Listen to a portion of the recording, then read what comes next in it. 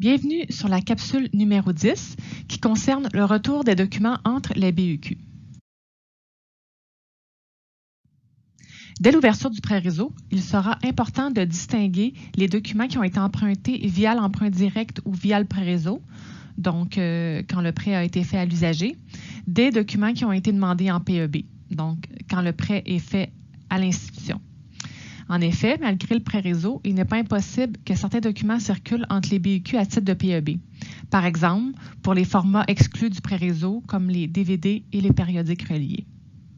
Les documents qui ont été demandés en PEB devront être retournés par l'usager uniquement dans son institution d'attache. Pour faciliter la gestion des demandes par les équipes de PEB et pour éviter la confusion dans les comptoirs de prêt, les retours des documents demandés en PEB ne pourront pas être enregistrés dans les comptoirs de service. Le service de PEB s'occupera de cette gestion. Voici le résumé des décisions provenant de certaines recommandations du GTAD. Le retour de documents peut se faire dans toutes les BEQ, peu importe l'institution d'attache de l'usager. S'il y a des frais de retard sur le document, l'usager pourra payer les frais directement au comptoir de l'institution où il a remis le document. S'il y a une réservation sur le document, le coupon de transit devra être mis à l'intérieur de manière à ce qu'il soit visible pour la BEQ qui le recevra.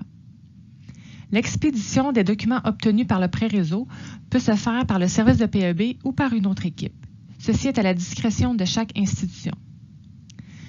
Les documents reçus des autres consortiums canadiens devront être retournés selon la procédure actuelle des retours directs, donc les acheminer dans les services de PEB, tels que nous le faisons présentement. Au besoin, vous pouvez vous référer à la recommandation des niveaux de service dans les processus de circulation des documents dans le cadre du partenariat PPS.